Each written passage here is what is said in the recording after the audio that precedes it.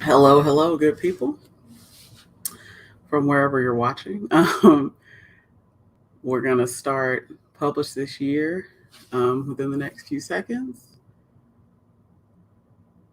And then just as a reminder, the I'm going to be doing NaNoWriMo prep next, right? Yes, next Wednesday. So if you're thinking about doing NaNoWriMo and especially if it's your first time or maybe you've tried it before and it just has not worked for you for some reason, you can't ever finish.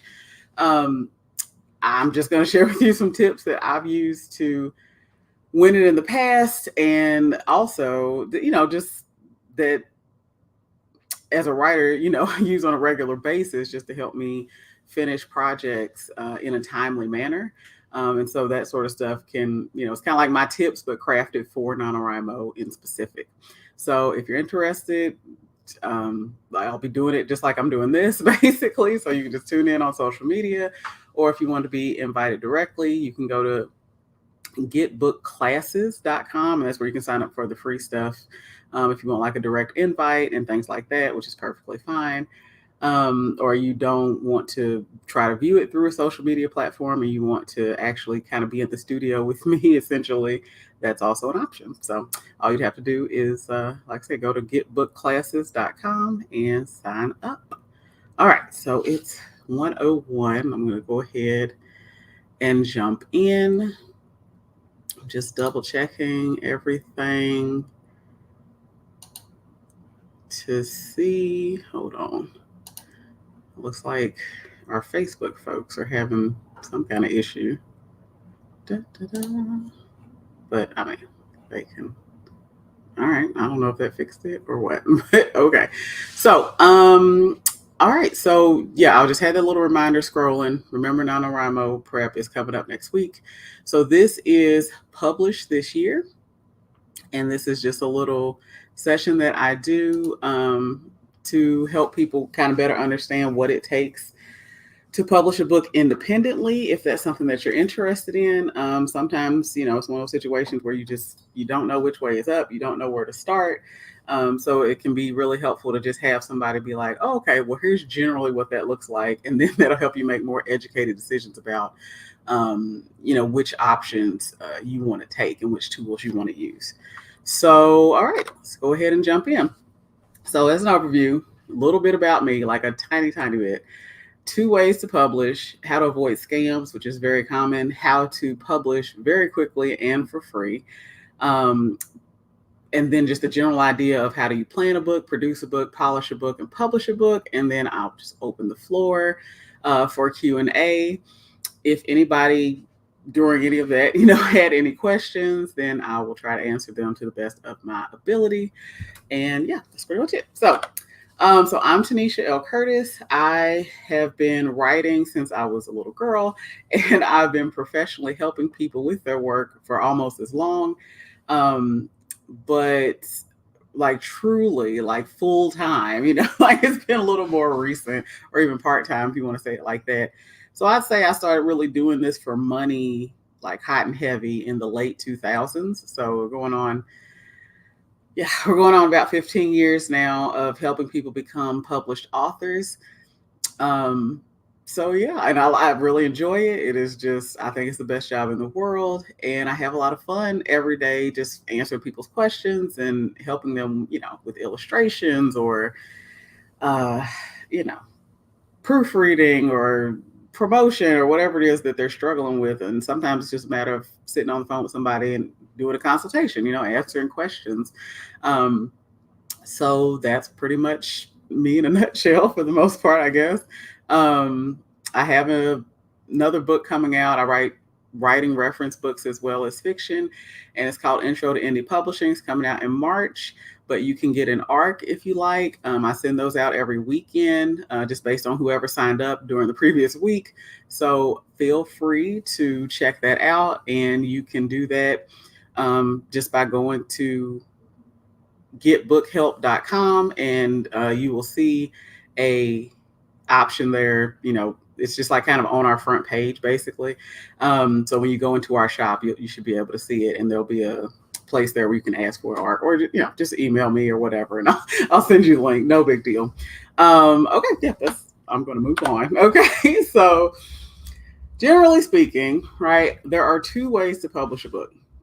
You can either go the traditional route, which is that skyscraper on the right, or you can go the indie route, which is essentially doing it yourself, right? So this is just a situation of like different strokes for different folks. Different people are going to want either one of these methods for whatever reasons, right? Now, of course, the vast majority of people I work with prefer to become independent authors, but there are still a handful of people in my circle who are pushing for trying to get a traditional book deal. So, again, there's so many nuances. People have had so many different kinds of experiences with both of these strategies. I just want to give you kind of a quick overview so you have a general idea of what some of the major differences are. Because I could do a whole session just on the differences between the two, right? So it's just like, no, let's just a little pit stop here to make sure we're kind of all on the same page. So an independent author is an author who manages the development and publication of their own books.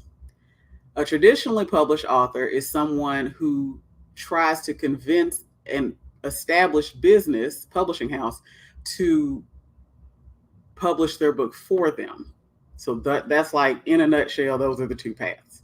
It's kind of like if you're running a business, it's like, are you going to bootstrap it and use like your savings and your credit and your own skills and hard work and, tap friends who have certain skills and connections and stuff like that to make this business what you want it to be, kind of under your own energy? Or are you going to go and seek out like grants and investors and things like that to try to convince other people to give you money and resources to open your business?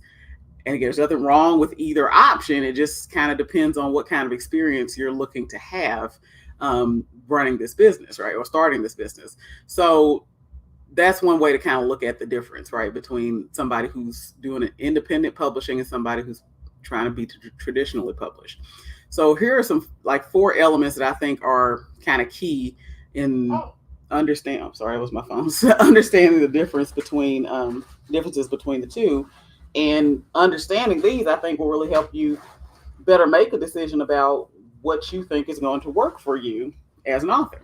So control is a major one. As I said, independent author is in the driver's seat. Like, they are making all of the decisions. They're in complete creative, logistical, whatever, financial control of this project and how it's all going to kind of pan out. So if you are somebody who does not like making decisions, you're really indecisive, you don't like being in charge or in control, you don't really want to make those decisions, and you prefer to kind of, push them off on somebody else, then, indie authorship is probably not for you, because you're literally going to be in control of everything and supervising everything. Whereas in traditional publishing, very often you relinquish the vast majority of your control. You hand them the manuscript that you completed, and they're going to ask for certain changes to that manuscript, which may mean, for example, deleting scenes that you really liked or that you worked really hard on or something like that, So do you have the stomach to do that, right? It is going to be a situation oftentimes where you don't have control anymore over what the cover looks like. So again, if that's something that you put a lot of time and energy and thought into, are you willing to just kind of let that go, once you've signed on the dotted line? So, and I think a lot of people forget this, at the end of the day, a publishing house is a business, right? It's not their hobby or anything like that. It's not their therapy. Like, they're doing this to make a profit. So the decisions that they make about what your finished product ends up looking like are all based on what they're hoping will create more revenue at the end of the day, once the book is actually out on the market. So the issue is that oftentimes what is going to create more revenue is not always what your vision was for the piece. And so as a traditional author, you it's really helpful if you're very open-minded and can accept that, right? Because I've just heard it too many times where you're very often going to run into where you wanted this or you envisioned this, but they want this other thing because that's what they think is going to sell. So, and again, they're putting up all the money and, you know what I mean, the time and resources to develop the book and publish it and all that. So it's kind of like, okay, well, I'm footing the bill, so probably want to go with what I prefer as opposed to what you originally envisioned for the piece. So that's one thing. And then there's speed with and I'll show you this in a second, with a indie author. Honestly, if you have a finished file ready to go, from that moment to actually the book being on the market for sale and you can start making money can be as little as 24 hours. So there doesn't have to be a lot of like waiting or anything like that in the indie publishing process, because again, you're in control. So you can move as quickly as you want to, because you don't have to wait on anybody else. You know what I mean? As far as like the book is done and I'm ready to publish, now I have to go to these other people to convince them to, you know what I'm saying, invest in my project and publish my book. Like, no, from the moment you have a set file ready to go, you can go ahead and upload it on your website as a PDF and start selling it. You can upload it to KDP, which is what I'm going to show you, and start selling it, or you can do Ingram. Or so when you start from that point, very often within 24 hours to maybe 30 days, I guess, depending on what kind of platform you're using, and what other steps you take as far as publication is concerned, you can have the book on the market for sale, you know, ready to go, and you can literally start making money. So with traditional publishing, it's very often a years-long process. Even if it's something shorter, like a children's book or something like that, it'd be very easy, you know, for it to take at least a couple of years. Now, there's some extra steps that eat up a lot of time with traditional publishing. So the first one is getting the manuscript ready to try to sell to an agent, right? Because generally it helps to have an agent. Again, like I said, none of this is 100%. This is the case every single time, but it's just generally speaking, your first step will be like trying to get an agent, a literary agent. So fine. So in order to convince them to take you on as a client, it's really helpful to show them a solid manuscript, which means not your first draft or maybe even your second or third draft, right? It means something that you have revised yourself multiple times. It means something that you maybe have had some volunteers in your life review and give you feedback on so you can make changes. So people from your writing and critique groups, if you're kind of active in like a book club or something like that, having those people volunteer to read it and give you feedback, and then making those changes. And then, because like sometimes people even come to us and they have us, you know, look at it and give them feedback and things like that before they start going out and trying to query agents. So you've kind of done all that, shorted up as best you can, like done everything you can do on your end personally to try to make this manuscript solid, so that when the literary agent finally gets it, because again, there's a whole process of like querying, and the query letter is a whole other animal. It's a lot. But then when the literary agent finally gets it, for them to be like, oh wow, yes, this is really good. Now, even from that point though, they may still want to go back and forth with you about certain changes based on what they know of the market and the publishers who might be the best fit for you. And so there are certain things, again, this is where we start this process of like, there's certain things that they may recommend cutting or rearranging or adding or whatever that may go kind of against your creative comfort, right? But at the end of the day, you know, like I said, their job is to try to sell the book to a publishing house. So they're just trying to do what they think is best in order to make that happen as quickly as possible. So then after you get an agent, and which, you know, it's not unheard of for that to take a year. It's not unheard of for somebody to work on their manuscript for a year before they start querying. So we're already at 2 years and you just got an agent. That's all that's really happened. So then once you get an agent, it's going to be that agent's job to try to help you shore the book up. So let's just say that happened really quickly, and it was only like 6 months of y'all going back and forth and preparing it for sale to a publisher. Okay, so now we're at 2.5 years, right? So then the agent's going to actually go out and start trying to sell it. Okay, cool. So again, let's keep it super short. Let's say it only took 6 months and you got a book deal at 3 years. So then you sign on the dotted line.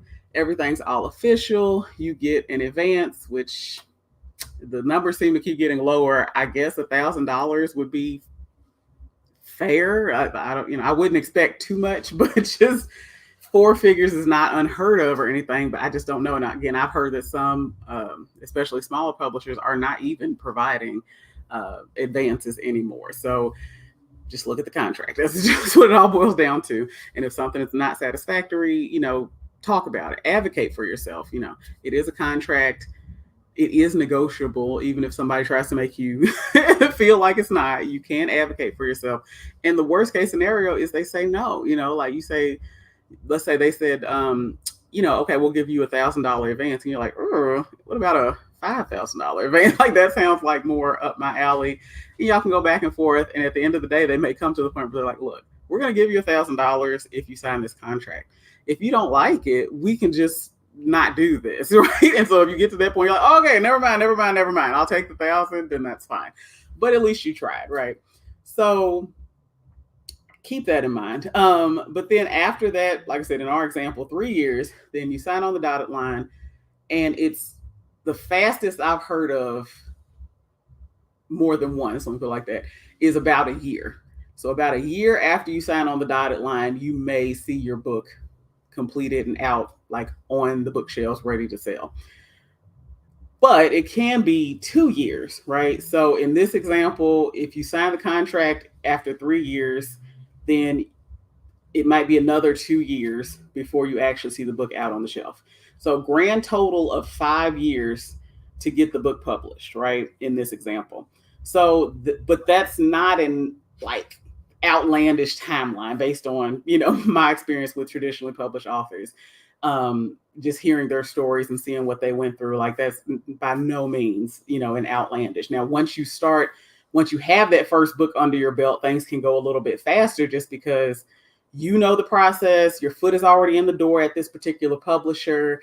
In theory, you're still being represented by your agent, you know what I mean? So everything is the skids are kind of greased a little bit for those next books, because you've already gone through that process the first time.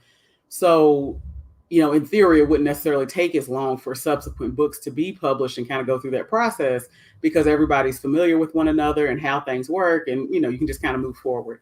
So that's, like I said, not outlandish. Some people it's longer. Like, I'm personally acquainted with people who have been trying to sell the same manuscript for closer to 10 or 15 years versus 5, right? Some of them don't have agents yet. So remember how I told you that can be part of the process. So they're at the very, very beginning. Some of them are still working on just getting their manuscript to a place where they feel comfortable querying an agent. And again, they may have been doing this for 3 or 4 years. So it's going to vary for everybody. I'm just trying to give you an idea. And the basic thing that I want you to really understand is that it's not going to happen in less than a year. Like, or put it like this, I've never seen anybody query, get an agent, get a book contract, and the book is published all within 12 months. I've never seen that happen, right? Maybe a celebrity or something could kind of make that, push that through. But like, just for the average person, like that, I've just never heard of that. So I would very much encourage you to temper your expectations toward, this is probably going to take a while, as opposed to thinking that you're just going to kind of zip through it. Okay. So, then there's the idea of the cost. So with with indie publishing, again, you're in control. So everything's on you. So managing the cost is on you as well. So that means developmental editing, copy editing, illustrations, cover design, proofreading, book design for your ebook and your paperback, any kind of promotional stuff that you're going to do, setting all that up, like all of this stuff is on you. So what many authors will do is, if they have a certain skill set, like they're a good artist, then instead of hiring an illustrator, they'll just illustrate the book themselves or the cover or whatever. Or if they've always been a really good, like real stickler for grammar, then they may try to forego hiring a copy editor and just, um, copy edit the piece themselves, stuff like that. It's very common in the indie publishing world because again, everybody's having to pay for this stuff out of pocket. So wherever they can save money and still get a decent job of something done, then they'll go ahead and do that. So keep that in mind. Now, people ask me all the time, like, well, how much would you spend, if you were trying to just fully polish a manuscript? And unfortunately, the answer is it depends. And it depends on a lot of factors. But I would say, just based on our clientele and what they've had done by us, I would say if you are comfortable spending mid four figures, you'll probably be okay. You'll probably be able to find people who can do what you need done to your book, especially if it's only like, just maybe a shorter novel size book, 60, 70,000 words, something like that. You'll probably be okay. Now, if you are writing something that's hundreds of thousands of words, that is where things are going to get real pricey real fast.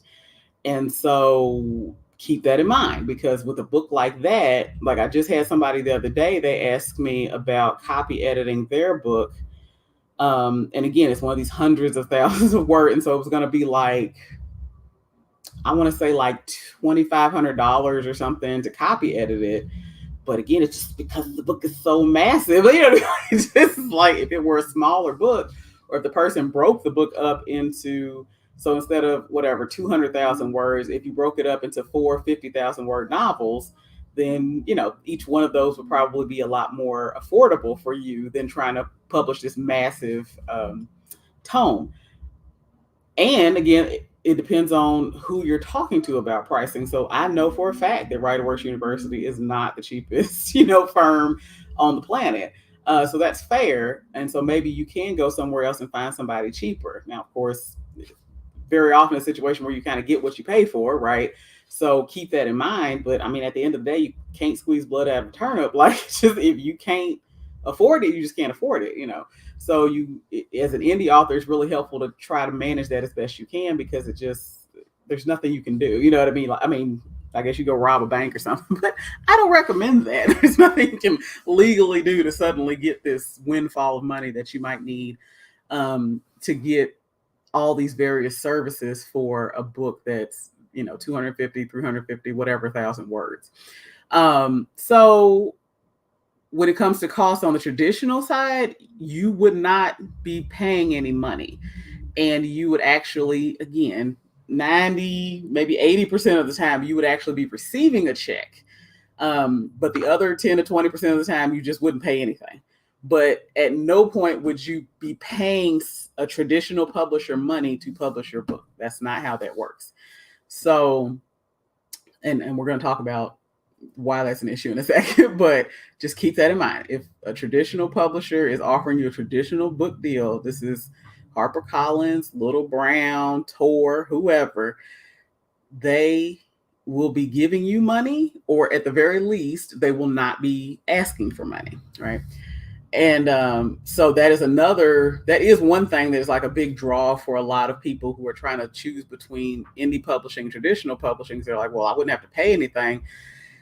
But again, for the publication and development of the book, the issue though is that you may have paid on the front end, because remember, you probably paid somebody to copy edit, help you with developmental editing, yada, yada, yada on the front end. And then, so you're essentially starting off in the hole. So let's say you paid the $2,500 for, copy editing, right? For this massive book that you have, right? And so you paid the $2,500, and then you, went through that whole process that I just talked about. And then you got to the point where you were ready to sign on the dotted line. Great. So let's say even if they gave you $1,000 royalty check, they gave you $1,000 advance, then that's great. That's going to take off some of what you're in the hole with, but like now you're still in the hole $1,500. And so remember, you may have to wait another 2 years before the book even goes out on the market. So you're probably not seeing any royalty checks for a while. And even when they come in, based on whichever company you went with, there's just no telling what that's going to look like, because it depends on the percentage, like how much the book costs, the profit that is taken overall, and the percentage of that profit that you are entitled to based on what's in your contract.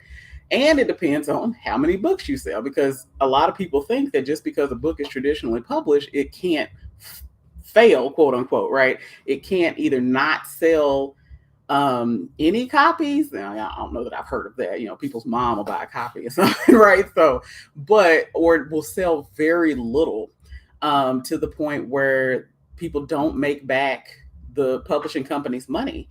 And so they don't ever actually get any royalty checks, because in order for you to get royalty checks, they have to earn their money back first, right? Remember, you didn't pay anything up front. As a matter of fact, you probably got a check. So now they're trying to recoup. And if they can't do that, within a certain time frame, you're probably, just out of luck as far as getting any royalties. And that $1,500 hole you were in is just sitting there. You just lost it, basically.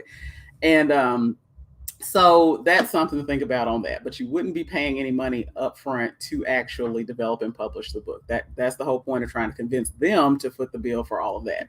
So then there's earnings. So this is where indie publishing really gets a big boost, because indie authors, depending on how you publish, earn anywhere between normally like 20 to 100% profit, just literally depending on how you publish the book. And with traditional authors, I've heard and seen, like I said, just talking to them, getting their stories, it's closer to like 1 to 5%. So even on the worst, most terrible, lowest end for indie publishers, we are indie publishers, that's true. But indie authors, we are generally making at least 4 times as much money per book as someone who is traditionally published. So keep that in mind, but also keep in mind that if your book does do well with a traditional publisher, you may sell more books than you may have as an indie author. Now, again, maybe not. I don't know. A lot of this is just a gamble, right? There's no way to just know for sure that something's going to be successful, but that could make a difference, right? So it's like if I make 90% profit over every dollar in sales, I get 90 cents, right? Then that's great. But if I only sell, 10 books, then I'm only making, what is that, $9? I'm not a math person. So $9, right? So, okay. Whereas maybe somebody else who traditionally published only makes a nickel for every book that they sell, but they sold 10,000 copies, right? So they're still going to end up making more money than me overall, even though they are making such a small percentage of each sale, if that makes sense. So, but again, the gamble is you don't know that that's going to happen, right? Like that's really the biggest issue. It's just as an indie author, you don't know either, but you have more control over making adjustments, tapping into new markets, doing things like changing the cover, stuff like that can help boost sales and kind of pull you up out of that, out of those dregs. And it's like, okay, but when you're traditionally published, you're just kind of at the whim of whatever the company wants to do, even if it's the opposite of what would be helpful for your particular book in your particular market, right? So you just, like I say, you relinquish that control. So those are the basic differences, right? You go indie, you're doing things on your own, you're in total control, you can move as fast as you want to. You may put money up front if you can't find enough volunteers to help you with services.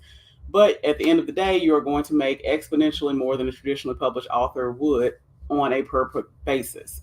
With traditional publishing, it often takes years to even get a book deal, on top of the multiple months or years of time that it may take to actually put the book on the market. So after you relinquish a lot of your control, it's still going to move pretty slowly. It's not going to cost you much money up front. Like we said, you might spend money prepping your manuscript for querying, but your earnings are going to be really, really small per book compared to an indie author.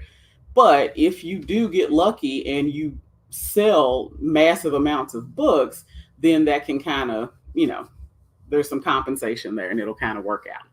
So those are two big differences. All right. Or the two big ways to do it, to publish. So now avoiding scams. I could talk all day about this, but these are the two that it's like, if you pay attention to these two, it's going to be real hard to get scammed. Let me put it like that. So the first one is first contact.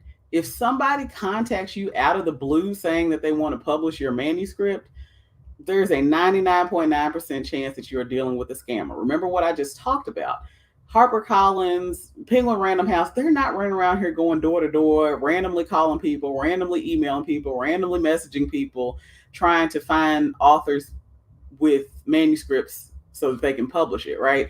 Because they have people beating down their door to get a book deal with them. So they got to sift through all of that nonsense, right? So why would they go seeking extra work for themselves? Like, think about it rationally. It just doesn't make a lot of sense. The analogy I often use is kind of like Beyonce going door to door looking for backup dancers. It's like, okay, there are literally thousands of people who are probably literally on their knees begging you every single day to work with you and be a backup dancer or your janitor or anything, right? Any kind of connection with you professionally. So how bizarre would it be for her to be like, what, actually, let me just go door to door, and just randomly ask people if they would like to be my backup dancer. I don't know if they have any dancing experience. I don't know what their physical health is like. But we'll just see what happens. Like, again, that's just not the best business move. But a lot of spammers and scammers use this tactic because they know that there are people out there who want nothing more than to be an author.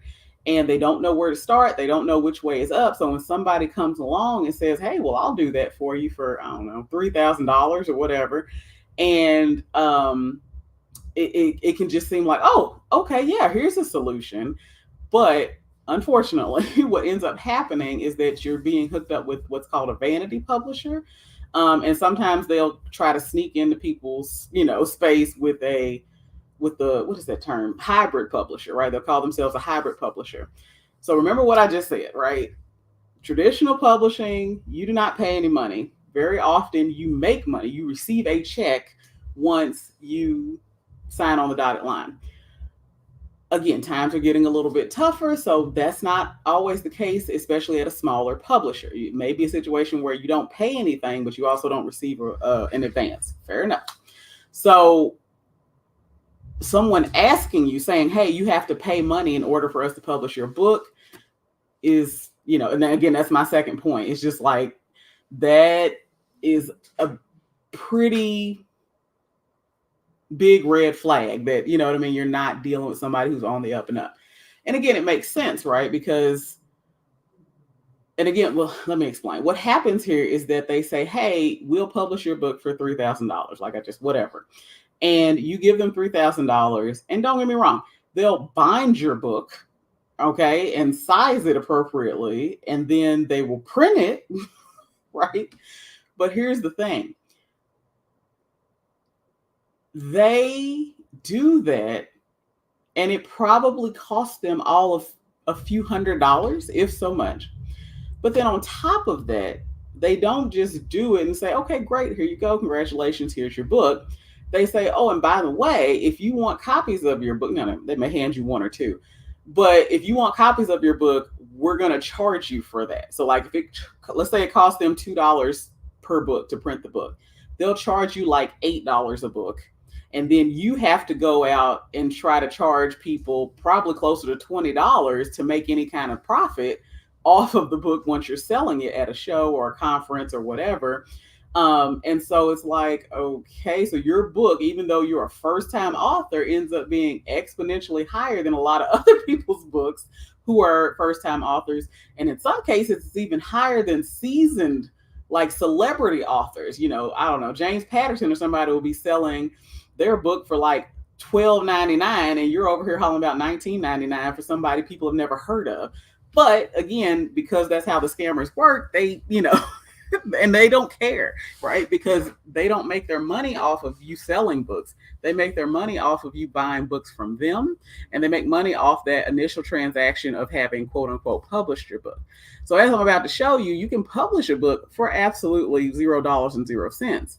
So if somebody comes to you saying that you need to pay for publication, that's a big red flag. At the very least, ask questions, right? Say, okay, you say pay for publication, but I know for a fact that there's multiple places where I can publish for free. So that can't be what the $3,000 is for. So can you give me a breakdown of like what the $3,000 will do for me?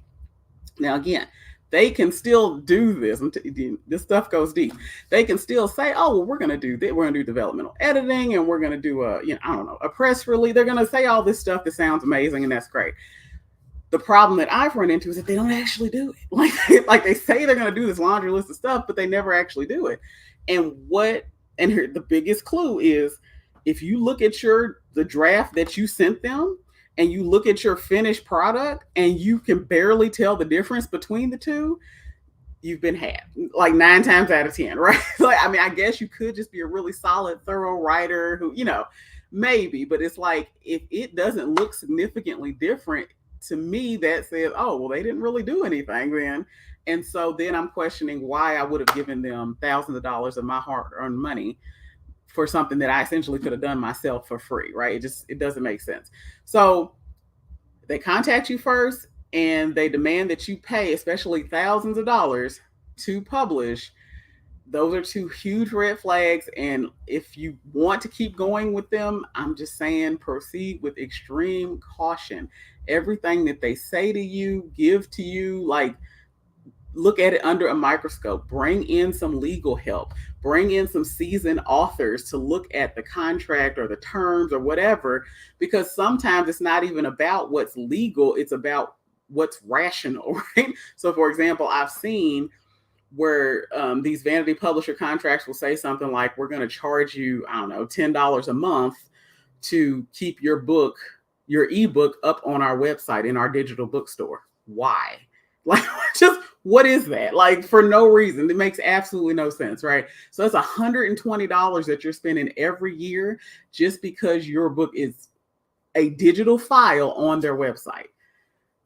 That's more than it costs to just host an entire website for a month. So if they have multiple authors that are all paying this kind of money, they're just making money hand over fist and for no reason, right? There's nothing, it doesn't make sense. But if you go to a lawyer, they're probably like, well, no, they said that's what they were going to do. You signed and said you agreed. So, okay. It's completely unethical because it's completely it makes no sense for them to be charging that fee at all, number one. And number two, that much, but they aren't really doing it. They're not doing anything like criminally wrong. You know what I mean? They're just wacky, right?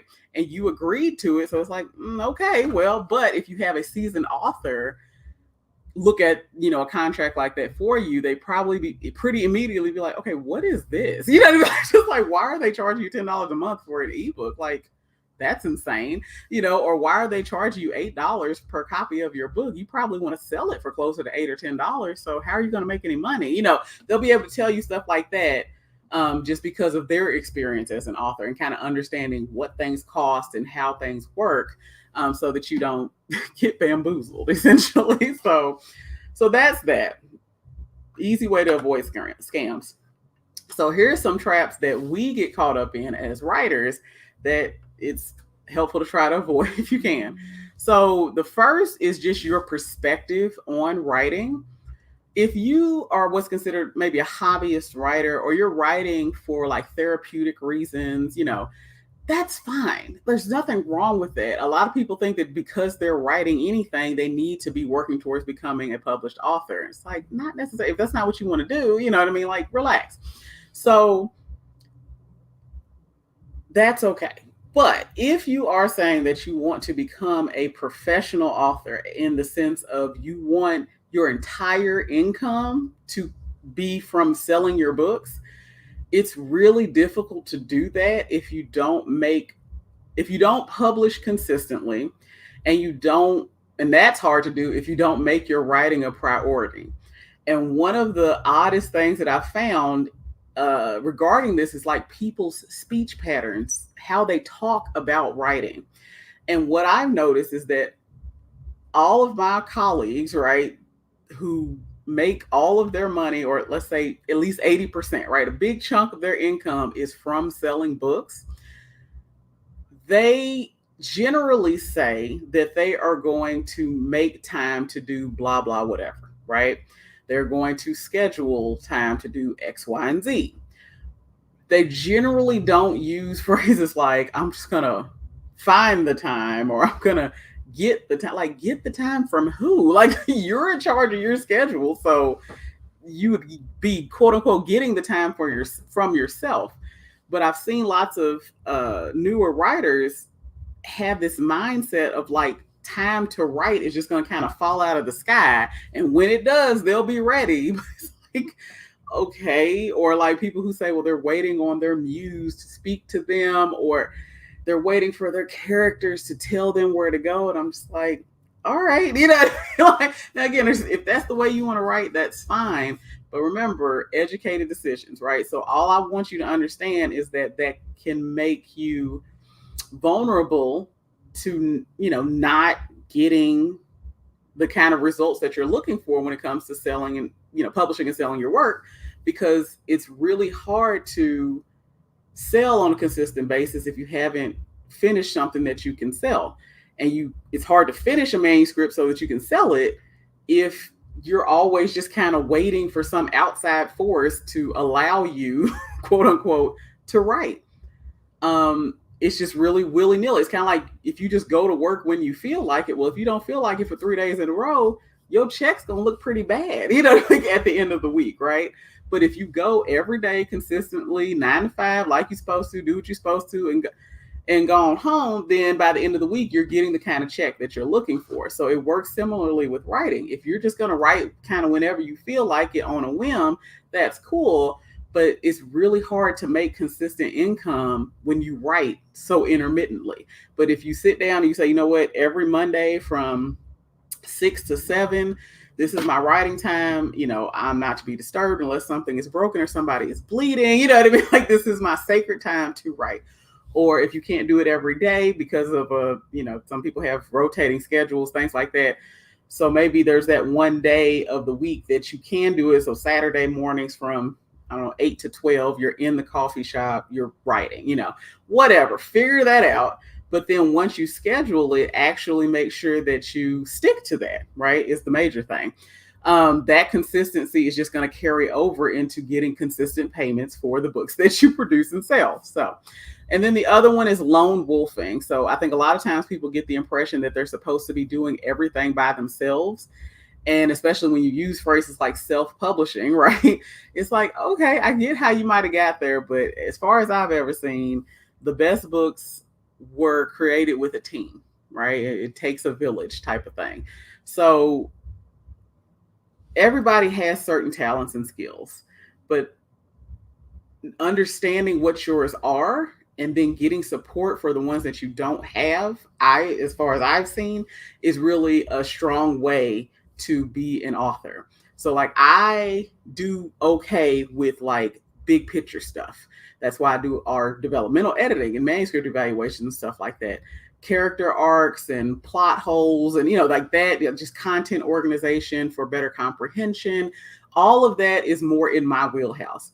Copy editing, not so much. Why? Because it's too much fine attention to those little, like, does that comma go there or not? Should this be hyphenated or not? I'm not saying it's impossible, but it's just like, it would take me probably 10 times longer to get through copy editing a piece than it would one of the partners on my team, right? So that's why I partner with those kinds of professionals, so that we can help provide a kind of a one-stop shop for clients, so they can get all these different services to help polish and strengthen their work. But if I try to just do it on my own, then I could really only provide those upper level services, right? Developmental editing, manuscript evaluations, maybe outlining, ghostwriting, stuff like that. And there's this whole other portion of the book development process that would just be left out because I don't have that skill set, right? So it's similar with writing. It's like, okay, if we'll just take the same example. If I'm good at the big picture stuff, but not the smaller stuff, then I'm going to hire a copy editor, right? I'm not going to worry about it while I'm writing because I know that I'm going to hand it off to somebody who knows what they're doing in that specialization. So that's one way, of course, is hiring professionals, but even just sharing your writing with critique groups so that you can get outside perspective on your piece and how people are responding to it and understanding it. It just all of getting that outside help and getting that outside support really helps strengthen your perspective on the piece so you can make it stronger and really help groom it, as opposed to just kind of writing in a vacuum and I wrote it and now I'm just going to toss it up on KDP and call it a day. It's like, all right, and you can, but I don't recommend it, right? So another one is rushing. I run into this all the time. People are like, oh, I got this, 145,000 word book that I need copy edited by next week. And it's like, okay. So like, that's not going to work for us, right? Because some people can't even just casually read a book that long in a week, but you expect us to not only read it, but provide copy edits to it and then get it back to you for publication within 7 days. Okay, well, sweetie, you need to find somebody else. Or like I said, slow down. Like, why are you in such a hurry? And sometimes people are trying to sync up their release date with certain like holidays and things like that. And listen, if that works out kind of organically, I'm not fighting it, but I'm just saying to cut the quality of your work off at the knees simply because you're rushing to try to publish by some arbitrary date. I just don't know that that's the best decision, right? Because that holiday or whatever comes up every year. So you can just push and celebrate your book every year during that time because of what it represents or the topic that it covers or whatever. But there's nothing really all that special about the idea that it's published on, I don't know, Christmas or published on Cinco de Mayo, whatever, that really, what does that mean at the end of the day, right? So I wouldn't worry so much about that. Just give your book the time it needs to grow into what you want it to be once it hit the shelves. Then there's perfectionism. Now, perfectionism plagues many an author, including myself. It's the idea that there is a such thing as perfect that's really hurting us. It's like, no, your book is going to be beloved by many people and is going to be absolutely loathed by other people. That's just because human beings are different, right? And especially when it comes to art, like we can't agree, solidly on, oh, this is good, this is bad, this is nice, this is not nice. Like it's just an opinion thing. And so just because I don't like your book does not mean somebody else won't love it. So for you to sit there thinking, okay, well, I got to make sure that this book is going to be enjoyed thoroughly and just become everybody's favorite book the moment that they finish reading it, that's really tough. So my recommendation is to, as best you can, try to eject that thought from your head. Denounce the idea that perfection is something that you can achieve. And it takes such a huge weight and so much pressure off of you, because then you're not trying to achieve something that you really can't, like realistically, you can't do it. So when you stop trying to, things get a lot more fun and a lot easier. So that would be my recommendation. But again, I know it's hard. I know you can't just snap your fingers and, oh, okay, I don't believe in perfectionism anymore. But let this be that first nudge from someone that's telling you like, hey, relax. Like everybody can't like everything. And you probably experienced this where it's like, let's say you're writing a crime, like a mystery novel, right? And there will be people in your critique group, especially if you have an open critique group like the ones that I go to where, come one, come all, it's not just for a specific genre. What will often happen is my mystery novel submission will be received well by the people in the room who regularly read mystery.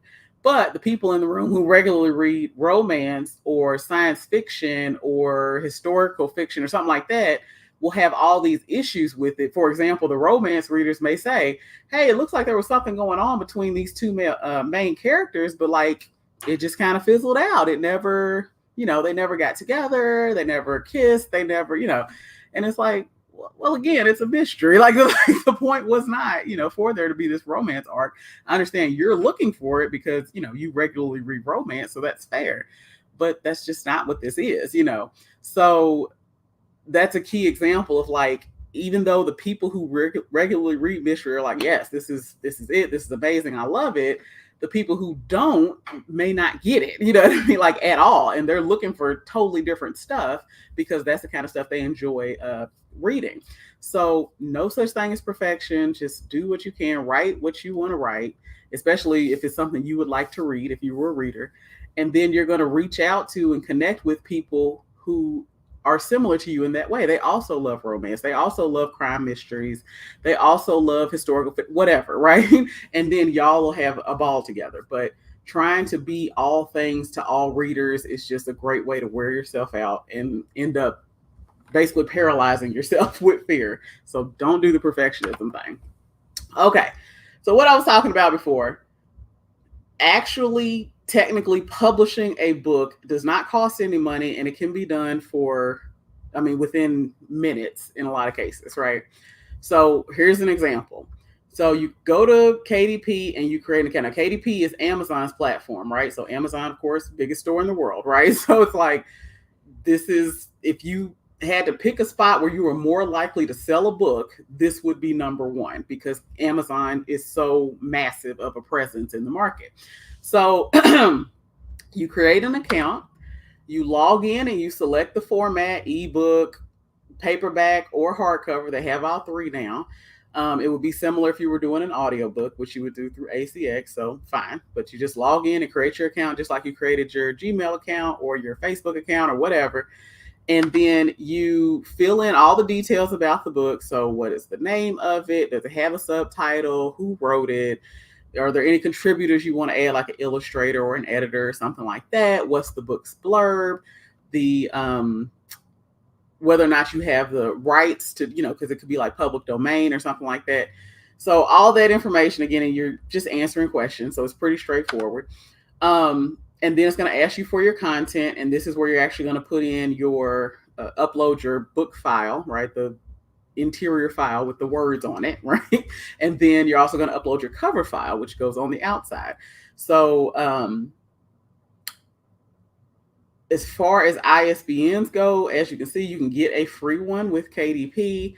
Again, it's a whole other conversation about doing that versus your own. But the point is that this is the point at which you would put in all that information. And again, I'm showing you, if you don't have to buy an ISBN if you don't want to, right? You can get a free one from KDP and just keep it moving. Then there's paperback rights and pricing. And again, it looks a little bit different for like ebooks and stuff, but just it's the same general idea. You're going to sell it everywhere. I sell everywhere. You put in how much you want it to cost, and then there'll be a place at the bottom where you can actually get proof copies if you want to for paperbacks. With ebooks, you would have already seen like the previewer in the previous section. So it just kind of lets you see what it's going to look like once it's actually available for sale. So that gives you an opportunity to stop, make changes, and re-upload another file if you see something goofy. So here is the bottom I was talking about, where you can request printed proofs of a paperback book. So that way you actually get to see what it looks like once it's printed out. And then again, you can make changes if you need to, upload a different cover file, so on and so forth. And then you just publish your paperback book or ebook, or like I said, it'll correspond to whatever format you chose. So you just click that button. And after you click that button, Amazon will get it. They'll take their own look at it, make sure everything looks okay, and then they will put it on the market for sale. For an ebook, I've seen this take as little as an hour. I'd say 24 hours is pretty common. And again, that's if there are no issues. If they do find an issue, they'll email you and tell you, hey, you need to fix X, Y, and Z. And then you fix it, re-upload, and we go through that process again. For paperbacks, it's been closer to 2 to 4 days, business days. So that's a little bit longer, of course. For audiobooks, I'm trying to think, because I just did Intro to Indie Publishing. I mean, that audiobook was live within about, I don't know, maybe 24 hours or so, after I like approved the final files and everything. It might have been 2 days, like, but it's not going to take long. So all I'm saying, it's not months of waiting or anything like that. So this is what I was talking about when I said, listen, if somebody's trying to say you need to pay them $3,000 or $4,000 literally just to publish, and they're not going to do anything else to the manuscript, I would ask more questions. And like, if you don't just run away outright, at least ask more questions. Ask for that list I was talking about. Like, okay, show me exactly what you're going to do and exactly how much each of those things costs, because I'm not understanding how I can publish something for free on my own, and yet you're saying that you need $4,000 to do it. Like, help me understand, right? That's not clicking. So now, as I said, you can do that. And just like I said, you could have a published book on the market for sale within less than an hour in some cases. But I don't recommend that. And why is because that would be the worst version of your book that you could possibly put on the market. Because it has not had the advantage of having people outside of you. Because again, you created it. It came out of your head. So it's real hard for you to see it objectively because you are its source. But when you start collaborating with your critique group members or your book club members, or, whoever, your friends or whatever, getting other people's perspective on the piece, then you start to see it how somebody who does not know you, has never met you, and has picked up the book to buy it, you want to see how they're going to react to it. You want to see how a complete stranger would respond, because that's going to give you an idea of whether or not any changes need to be made, right? So this is the process that I normally recommend people go through, and that our clients go through when they ask for like a full service situation. So the first part is just planning the book. Like, okay, what's going to go into this book? And that includes like what the book is for. Like, what is its purpose? Is it something having to do with entertainment or education? If it's entertainment, what kind, what genre are we shooting for? Is there a niche market that you have in mind? So on and so forth. For education, it's like, okay, what do we want to teach, and who do we want to teach it to, and how? Like are those sorts of questions are coming into play there. And then you can create a really simple outline just to help give you an idea of things you want to make sure you include in the book.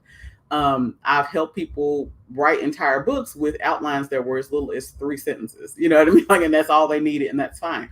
Other people, the true nerds like me, like, we have pages long detailed outlines that help us, so that every time we sit down and have a writing session, there is no getting stuck. There is no quote unquote writer's block, because I already have this table that tells me exactly which scene I'm supposed to be writing today. So it makes it real, real simple. And remember what I was saying earlier about being consistent, being how you can make consistent income with selling books. Well, like I said, it's hard to be consistent when you don't have a plan. You don't have a strategy for how you're going to get something done. It's hard to do it with any level of fidelity each and every time, right? Books could come out like wildly different, like, and all this type of stuff. But it's like, if you follow the same strategy each time you do it, you know pretty much like how long it's going to take you to publish the book, or how long it's going to take you to write the book, editing, like all that type of stuff. You can kind of start to schedule stuff a little bit better, because you know you're going to follow a certain path, and it takes X amount of time to get through all those steps. So planning is super important.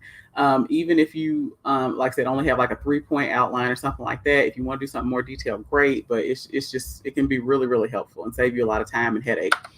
So then producing the book is literally just butt in the chair and write it, right? So you got your outline or your plan or whatever, and it's time to just sit down and knock it out.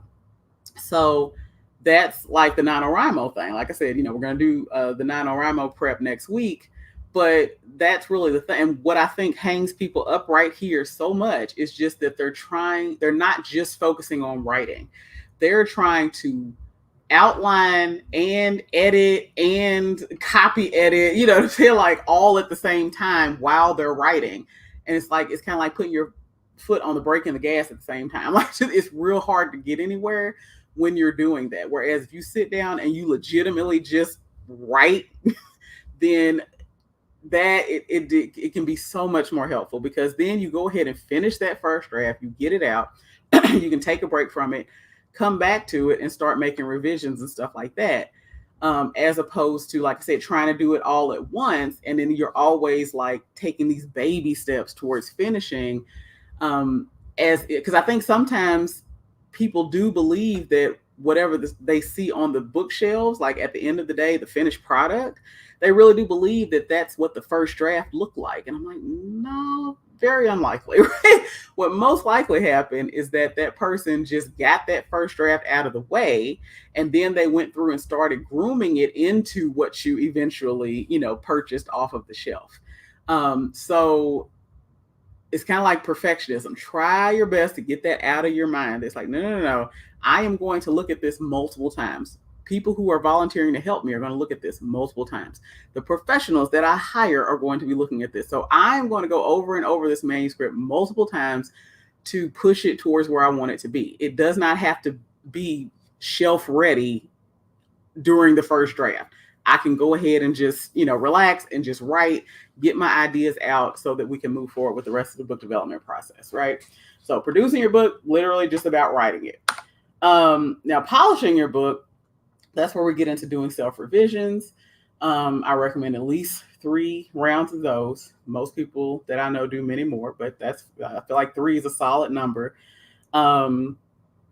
This is where you're taking it to critique groups to see how they feel about it. This is when you may, you would hire your professionals for like manuscript evaluation, developmental editing, so on and so forth. So this is really, again, just grooming the book, pushing it to be as strong as possible before publication. So that all that stuff, including like getting illustrations and designing the cover and all that jazz, all that happens during this section. So beyond that, then you're actually publishing the book. Like once you're ready, you got it all together, you got your cover design, you got the interior layout formatted, all that jazz, like you're ready to go. It's time to publish. So this is when you start thinking about release dates. This is when you start uploading files to your whatever publishing accounts that you've opened, KDP or whoever, to get ready for publication. This is when you set up pre-orders, if you're going to do that. So like this is that time. And then of course you actually publish the book. But those are the 4 basics: is you plan the book, you produce the book, you actually write it, you polish the book, so you groom it to get it strong, and then you publish the book and you release it to the public for sale. Whew. That's pretty much it. If we want to go back to the title of the session, right? So if you wanted to publish a book by December 31st of 2023, I would say you probably want to be in a place where your manuscript is done. So that means it's been developmentally edited, copy edited, it's got illustrations if you need that. It's got a cover that's been designed. The interior formatting has been like, it's ready to go today, really. And at this point, I would be scheduling pre-orders and then doing scheduling any kind of events or anything like that around the launch day at this point. But I would say launching sometime in December, because then that gives you a couple of months to kind of wrap things up and get your prep together. Now keep in mind, you don't have to do that. Like I said, I talked about rushing. You don't have to rush, right? If you don't think you're at a place where your book is done and it's like ready to go out, on the shelf for sale, it's fine. You can still just go through the process that I was talking about. And again, you can check these out at on our website. Or if you go to getbookhelp.com, we'll get back to you with, okay, well, you're here, like here would be the next couple of steps or whatever. And you can just do those however long they happen to take. Because if you're, for example, if you have a children's book, and let's say it's got like 500 words, you already have the illustrations and the cover, all of that, but it hasn't been like developmentally edited or copy edited or anything like that. And I will say this, if you're considering doing a children's book, please get your text developmentally and copy edited before you commission illustrations. That is so helpful. Get your text to the point where it's not going to be changing, right? and then commission illustrations. It is so helpful. I've seen so many people get tripped up because they need to make a change to the text. The problem being that they've already commissioned illustrations that reflected the earlier text. So now they either have to put out a book where the text and the images don't match, forego the change that they want to make that they maybe think makes the story stronger or whatever, because they don't want to have to go back and pay for somebody to redo the illustrations, or they do go back and pay somebody to redo whichever illustrations are affected by the change to the text, right? So you can avoid all of that if you just make sure that your story is set.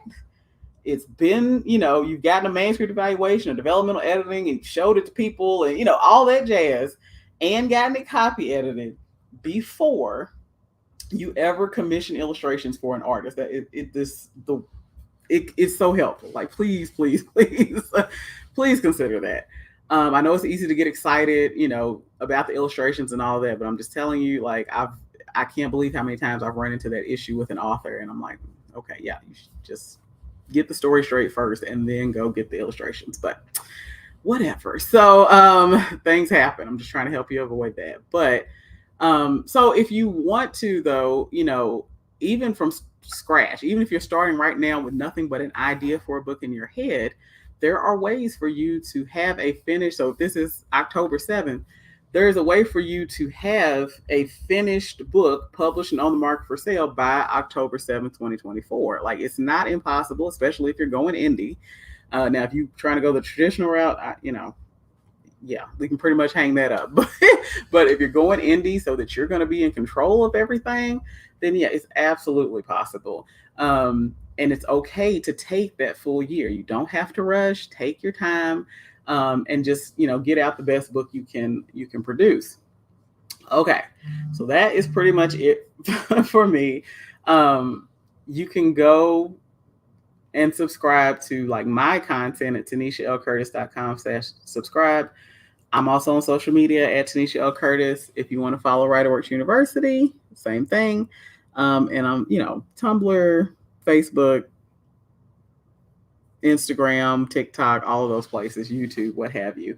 If you or someone is looking for help with publishing a book, or even just kind of understanding what that process might look like for them based on their income, or any kind of issues they may be dealing with, like dyslexia, or something like that, just tell them to go to getbookhelp.com, fill out that form, let us know where you're at, and then we'll get back to you with kind of some suggested next steps.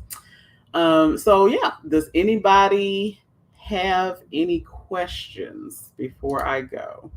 I didn't see any comments while I was talking, so I assume that no one has any like burning questions, but I'll wait a few seconds just to make sure.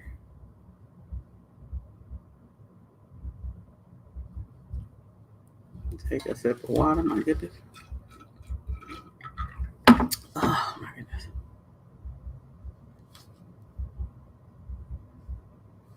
Okay.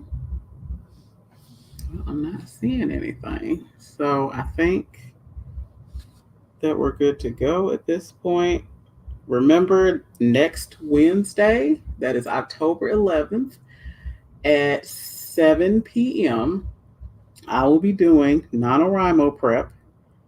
And so you can go in there, you can attend, and we'll be talking about how to win NaNoWriMo. If you've never won it before, or this is your first time even attempting, do feel free to come on and be part of that with us. I'm just going to share with you some quick tricks that can help you, Lord have mercy, that can help you get through that process, meet your word count every day, so on and so forth, and let you ask questions about that process as well, if there's any specific concerns that you have about getting it all done. Okay, so all right. Yeah, doesn't look like we have any questions still, so I'm going to go ahead and be out. And for those of you who will be attending, I will see you on Wednesday night. Thanks.